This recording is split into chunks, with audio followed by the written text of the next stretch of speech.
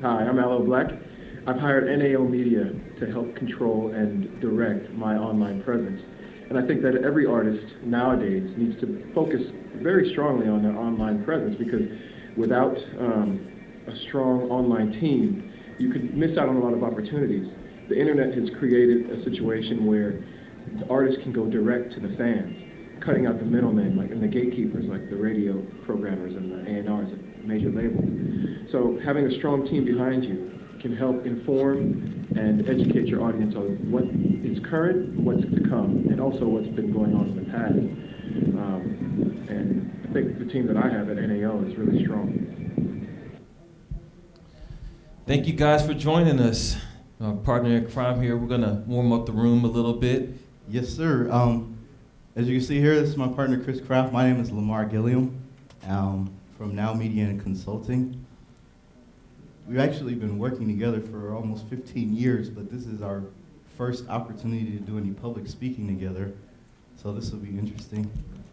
What I'm gonna do right now, let's make everybody a little uncomfortable. Can I get you guys to stand up for a second? Come on, come on. Welcome to Geekend Day 2. Chris, let me go ahead and get a soul clap. Come on. Come on. Come on. Everybody say Geekend. Geekend. Say Geekend. Geekend. Geekend. Geekend. Say Geekend. Geekend. When I say viral, you say notes. Viral. Notes. Viral. Notes. When I say viral, you say notes. Viral. Notes. Viral. Notes. Now somebody, anybody, everybody, scream! We the livest room in here. That's why I like it. We like to have fun. We like to have a little bit of fun. Viral Notes, the future, the present and future of music marketing. My name is Chris Kraft, as Lamar said. I'm the Chief Visionary Officer of Now Media and Consulting. We started last year. We're babies, but in that short period of time, we've been able to do some pretty cool things working with Aloe Black. We thank him for giving us a nice intro, working with people like Bomani Jones from ESPN. We also have a very strong independent music background. After finishing school at Georgia Tech, we started our first record label, Shaman Work Recordings, in '03. And that was my first play in the music industry, and it's what we know. Yeah, as Chris said, we started working together. We started a record label back in 2003. My name is Lamar Gilliam, and my official title is the Director of Innovation for Now Media and Consulting. And basically what that means is I get paid to sit around and think of ideas all day. Carrying them out, that's kind of someone else's department. You know, it's just really interesting and fun to, you know, just About to bring them down to earth quite a bit. Sorry. Sorry. Yeah, so if, like I said, we've been knowing each other for a long time. Most people tend to think that we share a brain, but there's one element about our personality that I like to think about. It's more like a mullet. Chris is, you know, the business in the front, and I'm the party in the back. Oh God, so corny. The power is yours, all right? Music industry, full disclosure, we come from the independent game, so we don't want you guys to think that we're anti-major, but we come from the independent game, do it yourself. So a lot of our tips and a lot of the processes we're gonna step through are gonna be more geared for people who are working on a smaller budget, who are starting off by themselves or with a small collective. Thanks, Captain. Yep. So basically what we're going to talk about is being you, having fun. You're in the music industry, you're doing entertainment. It's supposed to be fun, right? Being heard, be seen, be counted. You have to monitor and keep track of what's going on out there. Being patient, of course being wealthy. Being now, which is leveraging your online platform to grow what you're doing and move your career along, and then being next. So let's do a quick poll. How many people in the room, and I want you to keep your hands up, how many people in the room enjoy music? Okay? How many people play music? And how many people who still have their hands up have actually released their own music or released music from other people? All right, so you guys are potential clients. Okay.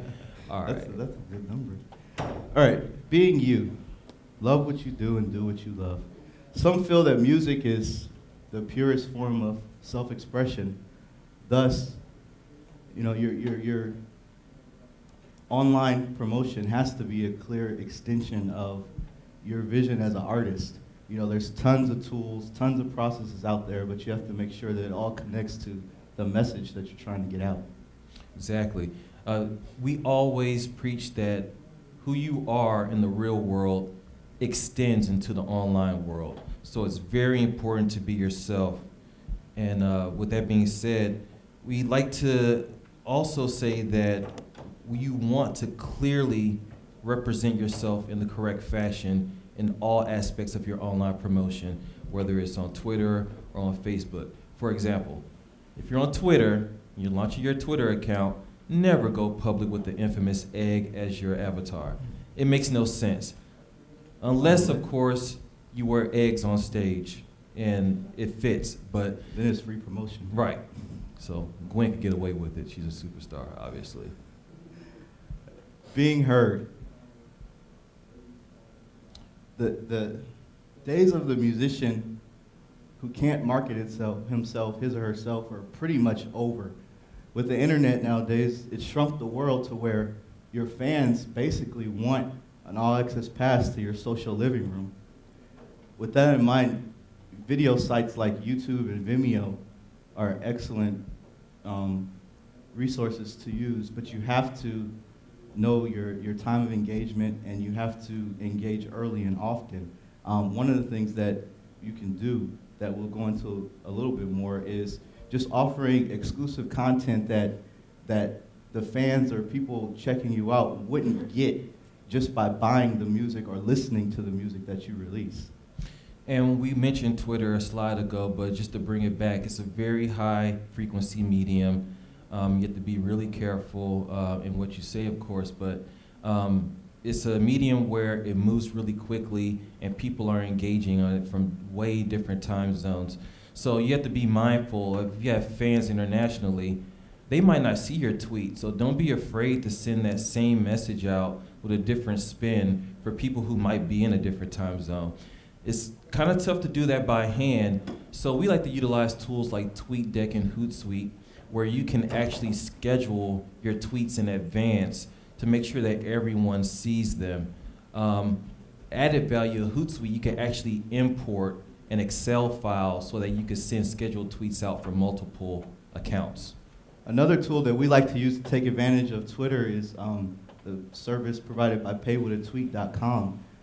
Basically what it allows you to do is to take an exclusive song and spread it around virally, and all the user has to do is basically pay with a tweet or mention of your Twitter handle in order to get access to download the song, because you really can't give away everything for free, right?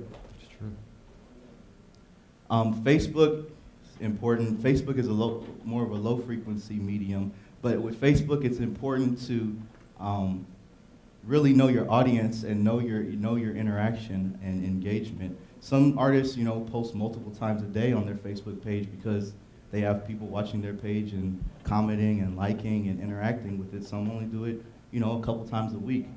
It's just important to keep track of, how your engagement is going on Facebook so you don't overdo it or underdo it. Yeah, each community is unique. For instance, Aloe's community, our client, is very international and is very active. So it kind of depends on how active your fans are as well. Also with Facebook, we really, really like the custom landing pages that you can do. And you could use a couple strategies with the landing pages. One, you could introduce your fans to new music, whether it be a single song or a release through a landing page. And we're also fans of actually having that Roots Music app to where you can integrate both YouTube and SoundCloud directly with your Facebook fan page. Going back to the landing page, there's one other way I see people using it that I'm not quite a fan of. They're kind of use it as a gatekeeper to keep people who don't like the page out. I would say be careful with that, especially starting out. You don't want to throw anybody off by keeping them away from your wall.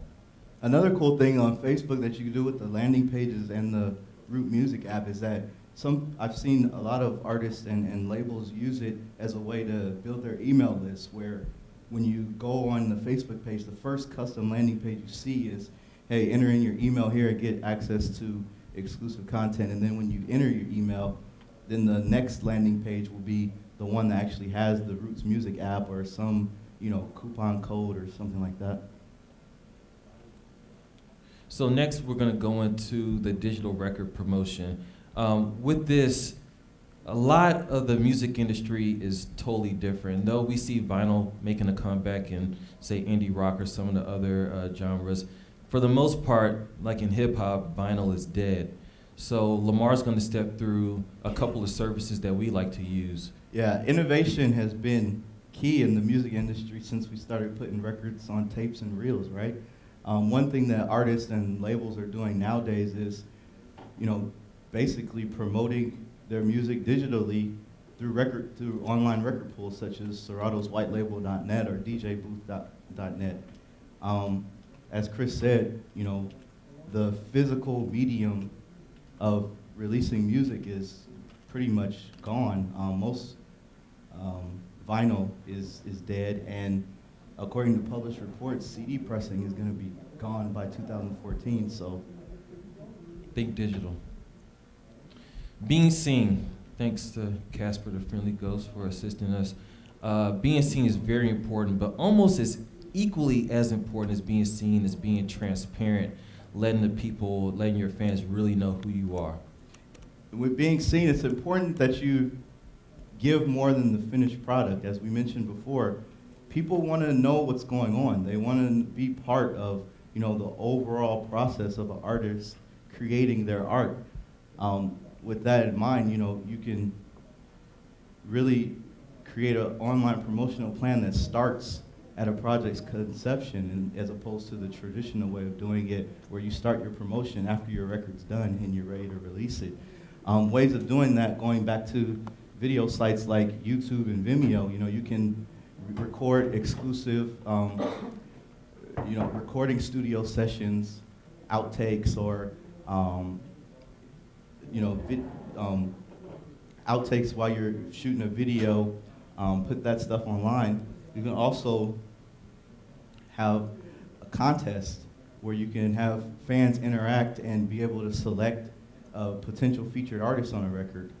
Exactly. And it's really important to have your real life interactions and your real life music promotion processes married to what you're doing online.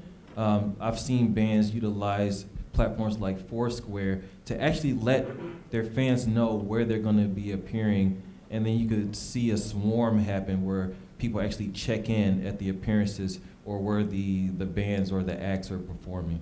And mobile technology is huge for being seen as well, and it's a relatively simple thing to add a SMS opt-in option on your email list sign-up form with text message opening rates hovering somewhere around 95%. It's huge. Kind of an excellent way to make sure that your core audience stays in tune with time-sensitive and critical information. And as far as being transparent, let people know about the real you. I've seen artists and sites, record labels rather, utilize blogging. So we really are big fans of the Tumblr CMS. In fact, Allo's site is built on Tumblr. A lot of artists like it because the artsy and creative themes, WordPress. A lot of people develop for WordPress, so you can build really robust label sites with WordPress. And also, of course, YouTube and Vimeo are going to come into play with being seen. And also some of the live broadcasting platforms like Ustream are good for letting people see how you are in the real world. No one at this point is going to invest in your career if you're just going to put a CD on the shelf. You got to warm them up. You got to warm them up, and you got to let people know the real you. Speaking of the real you, another thing that you can do to be seen and take advantage of the mobile technology is, you're setting up for a show, you're doing your sound check, pull out the camera phone, take some pictures, get some video content, and share some exclusive content through some of the image sharing sites such as Lockers or TwitPic or Instagram. Exactly. All right, being counted. Thanks for the count. If you're not measuring, if you're not running analytics, if you're not getting demographics on who your fans are, good chances you're not working all the angles that you could be working to make sure that you grow your online presence as a musician or as a label. So here are a few low-cost options for actually counting and seeing who you're engaging with and seeing if you're being successful. We really like Social Bro. Most people know Social Bro as, I think they're based in Spain, as a way for you to basically manage your Twitter account. But going deeper, you can actually run reports directly from Social Bro. And the one that we really like is the language demographics that you can get. Based on who's following you, you can find out what language they speak. Therefore, you can actually go in and see who your music is resonating with, and you can also, on the flip side, see who you need to work on. So if you want an international presence, but you see that most of your people speak English, you have some work to do. Plus, you gotta love any app that has the word bro in its title. Exactly. Hootsuite, love Hootsuite. We use that to manage all of our clients' accounts.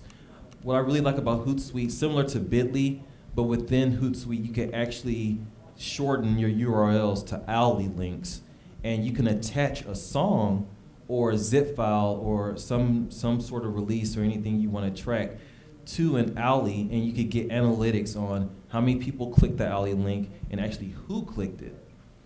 HubSpot, we are HubSpot partners for inbound marketing, and we really love their keyword grader. We like that you can get analytics on search volume for not only single word keywords, but for long tail keywords, so keywords that are longer than 2 words or more. And that's really important for taking those keywords and optimizing each and every page on your website for those keywords. Social mention, find out who's talking. A lot of people like to use social mention for their sentiment, basically positive, neutral, or negative sentiment. But what I like about social mention is that you can actually find out who's talking about your brand. So you find out who's talking about your brand, you find out if they're a brand advocate or a detractor or they're in the middle of the road. The next step after that is to engage them to turn them onto your side. After that, we have Google Analytics and Google Alerts. I'm sure we've all heard of those two, but not many of us really get deep into some of their deeper features. What I like about Google Analytics, I love their goals feature. So you can actually set goals and benchmarks, and it'll tell you how far away you are from reaching those goals. And Google Alerts is basically a way for you to receive a digest of pings from the web about mentions on your brand. Clout. There's a love-hate relationship with clout. You know, some online marketers live by it. Some people really can't stand it. I don't really get deep into the clout score itself, but I do love their new Clout Topics feature, where you can actually figure out who's influential about things that your brand cares about. So say you are an indie rock band or you're an electronic band, you can actually find out who's an influencer on those topics. You never know. You might find your new label home through who's influential in the clout topic. You might find a new producer or artist or someone to collaborate with. And last but not least, good old email marketing, MailChimp. They're Atlanta-based. That's where we make our home. We really like their platform for email marketing. But going deeper, they actually have a way where you could track opens. You're gonna really eat a lollipop while I'm talking? You can actually track opens and you could track clicks of where your actual content is resonating with the people that you have engaged through your email list. So those are some of the ways that you could use analytics to help grow your music career. All right, now you have a good, decent foundation. You're online, you're promoting, you have some music out there, people are checking it and interacting. What's the next thing you do? Be patient. Wait. With the entertainment industry and with music, a lot of times we see and we pay attention to the people who are on the top, the people who are the most famous, What we really rarely see is what it took for them to get there in their grind until, up until the point where they made it. So here we have some of our do's and don'ts. Do's, always be promoting, always be promoting. That's the lifeblood of your online music career. Do, use QR codes in promo. When you're out touring and performing, include the venues in your tweets. Do some research. See if the venue that you're performing at actually has a Twitter account. When you mention them, put their Twitter handle in the tweet instead of, just the name of the spot. Seek collaboration. Find out, the other like-minded artists or tastemakers or venues that support or fit into the music that you do, and look for ways to engage them in the conversation that you're building for your brand. And finally, do mess up. The biggest lessons in life sometimes come from our biggest mistakes. It's all about trial and error. Get out there, have fun, and fix what you mess up. Our don'ts. Don't be in a rush to release music. As we said, fans want to be involved in the process, so spend time perfecting your craft, the finished product, but build your engagement into what you're doing before you actually release your music. Don't go ham on Twitter. If you're not really familiar with what the term going ham is, it's basically using your platform, using your brand, using your voice to be reckless and speak out, in ways that aren't really appropriate. Unless you're 50 Cent and that's your whole shtick, right? Well, yeah. If 50 can do it, Yeah, 50 everyone can do it. else shouldn't. Don't tag flyers on Facebook. It's just annoying and irritating. It's analogous to, those guys who get on stage and start throwing CDs out in the crowd. You can hurt somebody that way. Don't assume people know. If you want them to know something, tell them. Put it out there. And finally, don't wait for the perfect time. Get out there, have fun, and do what you do. Do what you do. And I want to make one more point about QR codes. Some people think it starts with the QR code and it ends with it. That's not actually true. You have to make sure wherever you're sending the person to is mobile friendly. You're wasting everyone's time if you have a QR code that's looking all pretty and high tech, and it sends someone to a site that they can't even view on their smartphone or on their iPad or wherever you scan the QR code. Obviously, Yeah. I'm not very patient. So if you sat in one of the first 3 rows, you see that we have a reminder for being patient. I don't know how old all you guys are, but hopefully you remember the Tootsie Roll owl, because otherwise it just looks kind of silly up there. All right, being wealthy. We all got to make money, right? Yes, sir. Obviously, if you want to have a sustaining career in the music industry, you got to make money.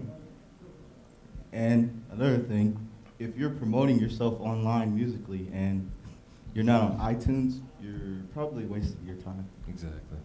If you're not on iTunes, you can get with a digital aggregator such as IOTA or The Orchard, and they can get your music up there. A more newer platform that's out there that you can use to monetize what you're doing is Bandcamp. I really like Bandcamp. In addition to being able to sell your music, it also allows you the option to create projects that you can give away for free in kind of like pay with a tweet, where you can collect the email, have people sign up for your email list. And Bandcamp is really coming on. To date, artists have made over $10 million on Bandcamp, and in the last month alone, over 800,000. Yeah. And then next we have Kickstarter. I'm not sure how many of you guys are familiar, but it's a good way to campaign. Believe some of the terms associated with Kickstarter: crowdsourcing, microfunding for your specific campaign. In fact, since Kickstarter launched 2 years ago, musicians have raised over $13 million for their projects, and it's second only to film in terms of funded campaign funding. I believe film is a little bit over 20 million, 19 or 20 million. We have some good experience with Kickstarter. One of our clients, the Low Frequency, a band based out of Brooklyn, through social media, we helped them raise $8,700 to put out their first EP, The Export. So it's really cool. Mobilize, there's a really cool technology called Square. You can look them up, squareup.com, where you can actually take payments from debit and credit cards right on the spot through your smartphone. So really there's no excuse to be sitting there at your merch table when you're doing your gig with the cash box only. Now with the technology like that, you should be able to take credit cards and take some more plastic. Digitize. Sound exchange is a really good way to digitize and to get paid from streams and get paid from online radio like Last.fm. It's a revenue stream that a lot of people don't think about.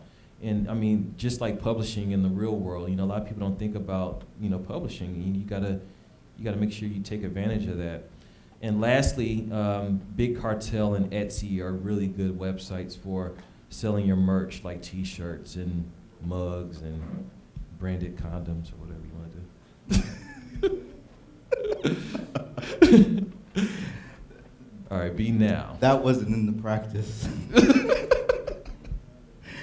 All right, now you're doing well online, making a little bit of money. What did you do next? You gotta leverage what you're doing to continue your growth. One of the great ways of leveraging your music career, once you have a name out there, is music licensing to TV and film. These days, TV shows are pretty much just about the music as much as it is the script, the actors, or the roles. There's shows like How to Make It in America and Entourage that have basically made superstars out of their music supervisors just off of the songs that they license and kind of the musical brand that they've built for their shows. Touring and appearances. If you're not touring, wow, I mean, what are you doing? I mean, you have to get out there, utilize the technology like Square Up when going around, and you have to be promoting before, during, and after your tour. You have to be promoting at all times. And one thing that you can do to tie in with your touring and appearances is running fan contests. Our client, Aloe Black, has linked up with Tangerade, and they recently ran a remix contest on one of his songs that he did for them called The Night Downtown. And just by that one contest alone, there was 3,000 entries into it. Yeah, they ran it through Facebook. It was a really, really cool contest. So next, coming down to sponsors and partnerships, you're at the point where you're influential. People want to give you clothes. They want to pay you money to wear their clothes or represent their brand.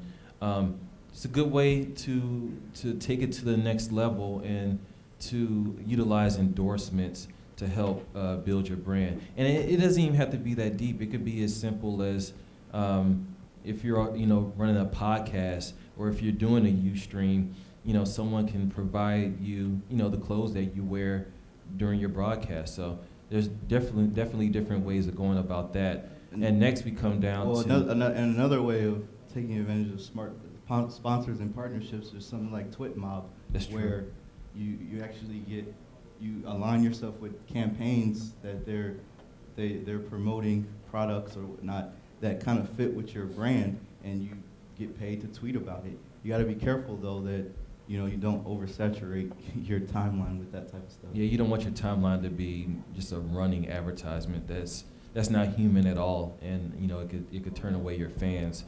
But if you are interested in TwitMob, it's twtmob.com. And then coming down to giving cosigns to uppercomers, really important. And also if you're a musician that happens to have a label that houses other artists, cosigns are great, especially in today's age with the viral nature of Twitter. Mentioning an artist on Twitter can, just through the sheer method of retweets and things spreading, can be a really beneficial way of getting your name out along with other people. All right, be next. So you're here, you've arrived, but maybe you want to get a little bit of some innovative practices in play to kind of separate yourself. Spotify, I don't know how many of you guys are on Spotify.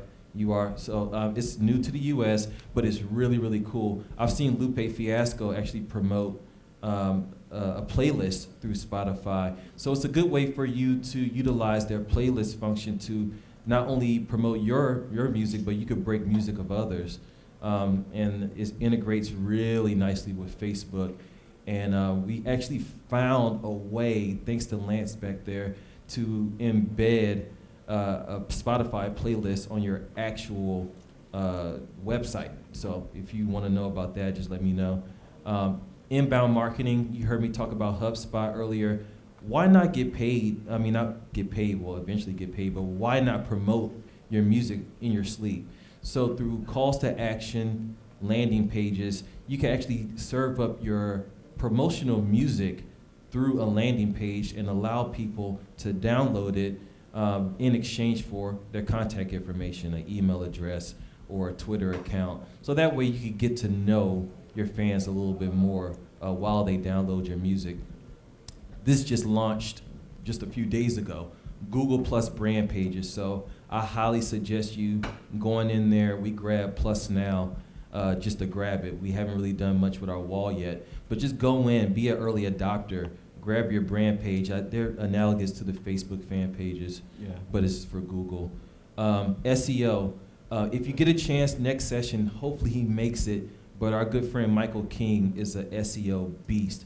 Go see him. He's a guru, and I think he might be rapping during his presentation, so that's pretty cool.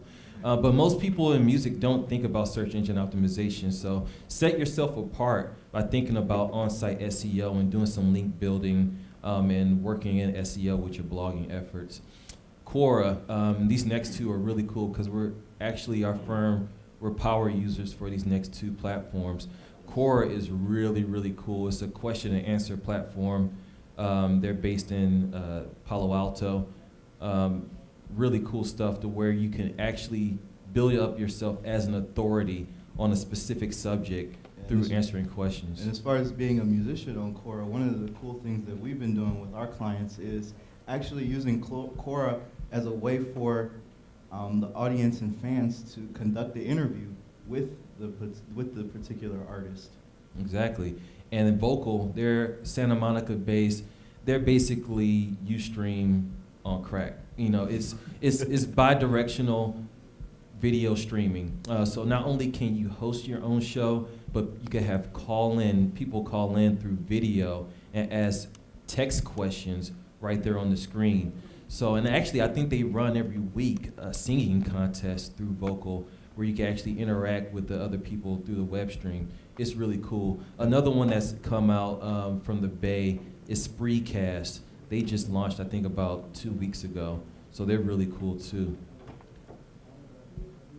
And that's about it. We want you guys to be in touch with us. If you have any ideas, if you want to get something in motion, let us know. Scan our pretty QR code here, and we promise it'll go to a site that will work on your phone. At least we think. At least we think. But that's all we have for you guys. If you have any questions, let us know. All right. First question. Yes, my name is Brad Barkley. I'm in the music business. My day job is I work for the University Music Group. My side job is I started as a record producer in New York.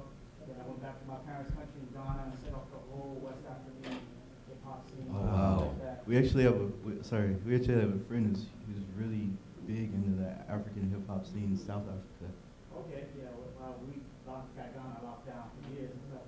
So eventually I had to get in touch with more Ghanaian rap artists that I went on tour with around the world and made music for and introducing the social networking media. So last year I started a company called Mixer Pop, which is quite similar to the now universe and stuff. Introduced, some of them was on Facebook, so they had an island on Facebook, they had an island on Twitter, they had an island back in the days on MySpace, and that sort of a lot of the tools you listed out pretty much, that's how I do my presentation. Awesome. Getting logged in. So my question was, how do you charge? Do you use tiered pricing, or do you base it on like a 90-day stats and analytics? So here's your stats for 90 days. This is the analytics we have. This is what we're giving you. Or how do you charge your clients? Well, I just want to see it in my mind if it's similar to what I'm doing. Well, we charge everybody $1 million a day. No, but actually, I mean, most of our terms are 6 months to get comfortable with the client, and yet our analytics are based on 90-day periods, exactly like yours, because 1 month you can't get enough data. But you know, we don't list prices on our accounts. On our pages, on our sites, or anything like that. We basically, it starts with ideation, or like we call in-alvate. We like to ideate with the people just to make sure we know what they want out of the campaign, and then from there, we throw all the tools into the pot and we see what sticks. Mm-hmm. But I won't go into specific prices right now. But Yeah, I guess to answer your question, we do have like different tiers that we offer. Like Chris said, we typically like to at least have 6 months to work a campaign. 12 months is a little better, and we also do web design work too. So a lot of our clients start out as simple web design, and then Yeah, it's the same way it goes with me. yeah, and then they say, okay, now I got this website. What am I going to do with it? And you say, oh, this is what you can do with it. So. But more important than the money, I mean, and more important than what we actually sell in terms of these social media services and web design, we sell comfort. We get our clients to the point to where they're comfortable, they don't have to worry about it, and they could concentrate on their music. Or in Bomani's case, he could concentrate with being a media rock star on ESPN and through the various mediums. So. That they could sit in their bed and wake up and know that in the morning their blog post is posted, or if we're providing content for their blogs, we actually have a team of about 6 writers, that they'll know that we're providing them good content as well. Any more questions? What are your thoughts on Spotify as a sort of revenue stream for artists? Because, I mean, as consumers, it's great, but I understand that the pay-per stream is. Oh, yeah, it's actually horrible. I mean, if you're depending on Spotify for an actual revenue stream, that's why we didn't put it in our Be Wealthy. You need to get on the road. Right. We don't see it as that. We see it as strictly for promo. And then I've heard a good number of smaller labels have actually pulled their catalog off Spotify for that specific reason. But for our label, for Shaman Work, we've actually created like a best of Shaman Work playlist. Some like the singles off some of our releases, and we put that out there, and we totally don't expect any money from it at all. Yeah, at this point, we kind of look at Spotify as strictly promotional. I look at Spotify more as like a sound exchange, because a lot of my artists on Spotify way before it came to the United States. Mm-hmm. And when I see like 324 plays and then 44 pence in UK money Yeah. for 320, I'm like, okay. Yeah. I take money from streaming to divvy out to my artists. That's how I look at it. That's right. I saw a question in the back. Was it you back there? Oh, Oh. my goodness. All right, get us out of here. Get the Well, hook. we have 5 minutes, so you want to do that breakdancing kind of? No. Nope. Do Well- we got any breakers? No? Thank Oh. you guys. We really appreciate it. Come talk to us. We'd love to talk more. Appreciate it.